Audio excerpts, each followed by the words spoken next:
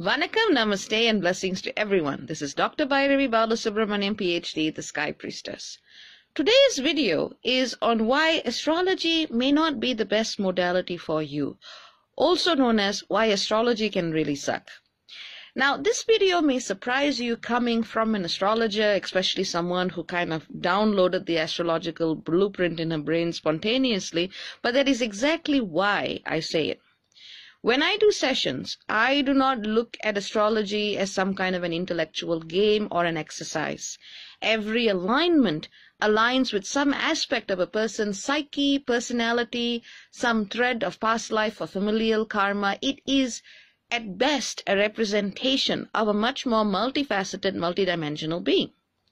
Now, when we do not see astrology that way, we tend to adopt a very reductionistic approach to life, to people, and to, well, the complexity of the mystery itself. Astrology is a wonderful tool, don't get me wrong, but the way I see it is that it is like using those training wheels on your bicycle in the great journey of life.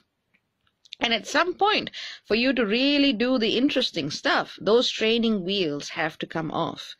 As I have written off in previous articles, look up an article of mine called The Limits of Astrology. I do astrology because I believe that this, in a weird way, it is one of the best ways to actually break out of the system, or what, as a colleague of mine, Bernard Gunther, calls the hyperdimensional control matrix.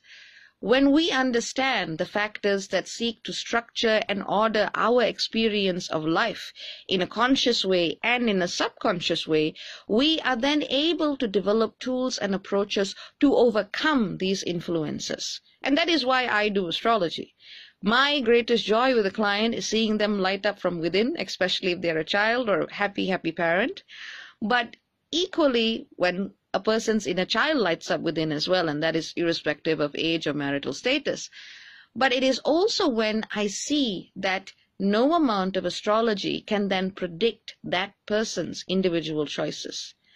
To me, it has always been somewhat of an affront to free will to realize that 99.9% of the time I can pretty much see what's coming, using the mathematics of a chart and, well, not a piece of paper in this case, and a screen with calculations on the basis of a person's date, time, and place of birth whom I have never met and whom I have never known. And that 1% of the time where I can't predict it is what actually gives me the greatest joy. Because when we move through the cycles and wheels of karma, we have less and less scope to be influenced by the planets in ways that are predictable.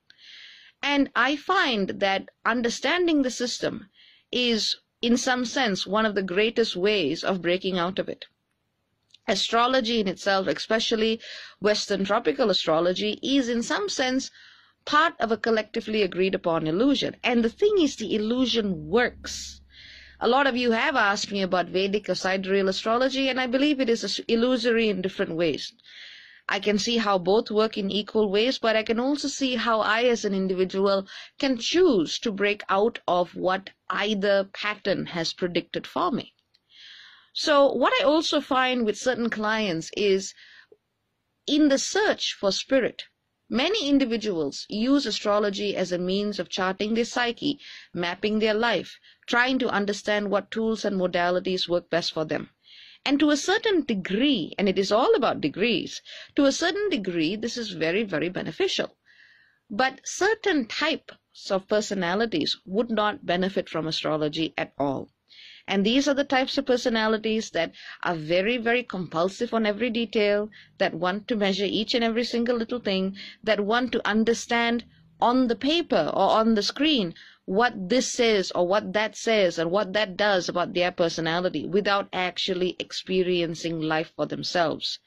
Remember, astrology is something that is beautiful for the mind to understand, and if you have a gifted astrologer, that same tool can be used to open up into understanding your soul, your psyche, your spirit, deepening your emotional experience. But that comes when you combine astrology with spiritual facilitation.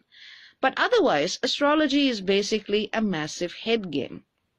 And, because I can play that game, individuals who have that tendency to want to quantify, to want to dissect, to want to crack the code of their being on paper without doing anything else in their own energy body, when they come to me, they're in for a shocker, because I'll look at the chart and I go, okay, I see the problem.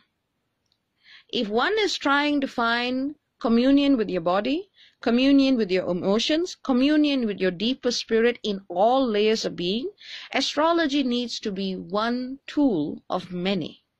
It can point you in the right direction, but it cannot substitute your actual spiritual experience of being.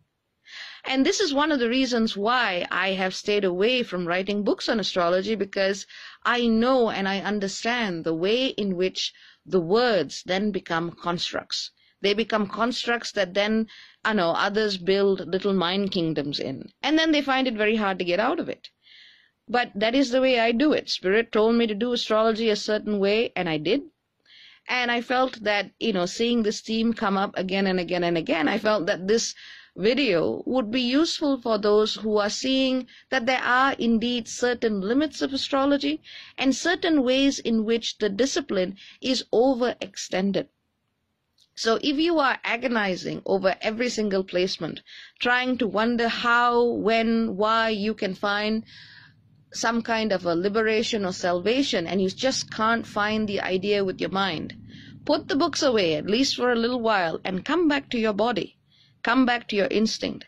Come back to the part of you that knew God, Goddess, Spirit, mystery, way before you even knew Pluto and Jupiter and Saturn as planets even existed. Because that part of you knows.